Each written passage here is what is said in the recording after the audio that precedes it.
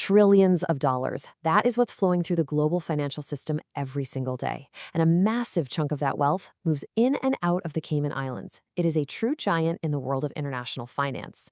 But with that kind of incredible capital comes extraordinary risk. So how exactly do you keep an economic engine of that magnitude safe from fraud, instability, and financial crime? Well, today we're unpacking the answers as we explore the CIMA Regulatory Handbook. This explainer is your direct guide to understanding the rigorous framework that stands as the ultimate guardian of one of the world's most critical financial hubs. Okay, let's dive right into this. We've got a 5-part roadmap for today. First, we'll meet the monetary authority. 2, we'll look at the gatekeepers and the authorization process. 3, we'll explore ongoing watch and off-site supervision. 4, boots on the ground with on-site inspections. And 5, we'll wrap up with combating financial crime. To really grasp the sheer scale of what we're talking about here, you have to look at the entity behind this framework, the Cayman Islands Monetary Authority, or CIMA for short. This isn't just some local regulator. They are captaining a truly global financial hub. We are talking about an authority that oversees more than 40 of the world's top banks. They regulate the single largest offshore hedge fund market on the planet, not to mention being the second largest jurisdiction for captive insurance companies. The prestige and authority they carry represent a massive responsibility to the entire global economy. Now think about the incredible complexity of global finance for a second. It's essentially a turbulent ocean of constant transactions, shifting risks, and frankly, bad actors looking for any vulnerability they can find. How do you navigate those waters without sinking? Well, you absolutely require a steady, rules-based navigator. Without a highly structured regulatory framework, chaos would literally be inevitable. CIMA acts as that vital compass, ensuring that the institutions operating within its borders are moving in a safe, transparent, and strictly legal direction. Let's start with Part 1, meeting the monetary authority to understand the evolution and scope of CIMA. By definition, CIMA is an operationally independent statutory body. And you know, that phrase, operationally independent, is absolutely crucial here. It means that while they are accountable to the government, they make their own day-to-day decisions regarding licensing and enforcement completely free from political interference. What's also vital to understand is that CIMA doesn't just make up its own rules in a vacuum.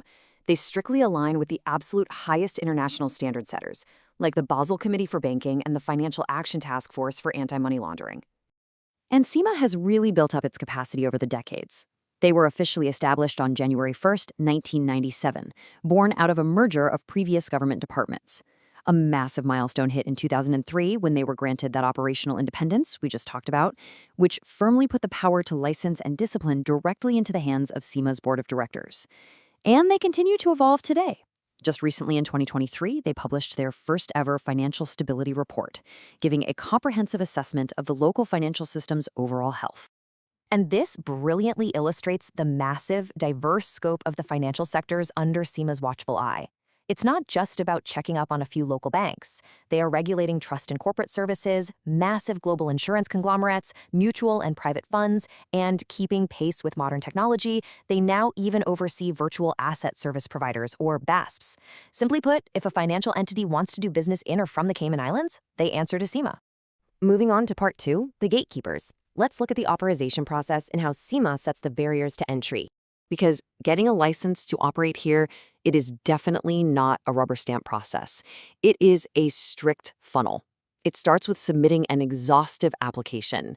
But step 2 is where the real heavy lifting happens, the fitness and propriety assessment. CIMA aggressively evaluates the directors and managers of the applicant firm. They are looking for 3 non-negotiable traits: unshakable honesty and integrity, the actual competence and capability to run a complex financial business, and rock-solid financial soundness. Only if you survive that gauntlet does the application go to CIMA's management committee for a final decision. All right, Part 3, ongoing watch. Let's talk about off-site supervision and continuous monitoring from afar.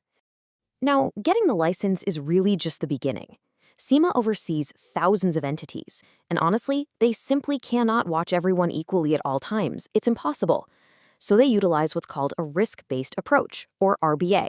This methodology allows CIMA to dynamically allocate its resources. They analyze data, like financial reports and prudential returns, to profile the risks of every regulated person. If an entity's business model is highly complex or inherently risky, CIMA points the spotlight directly at them with increased monitoring.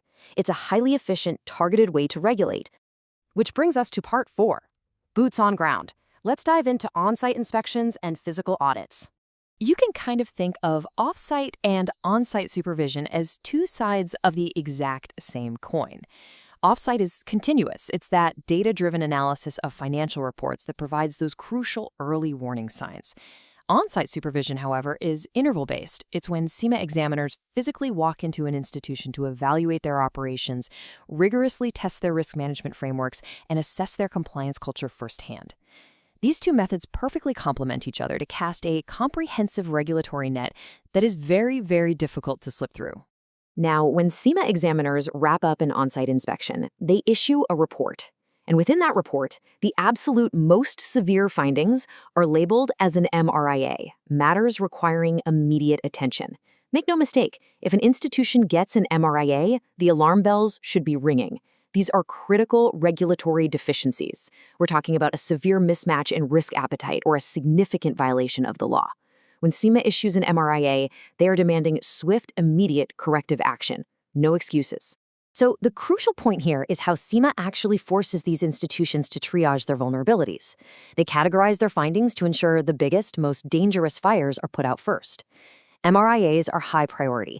These are severe, unmitigated risks that could cause actual consumer harm, and they require immediate fixes. On the flip side, MRAs, or matters requiring attention, are medium to low priority.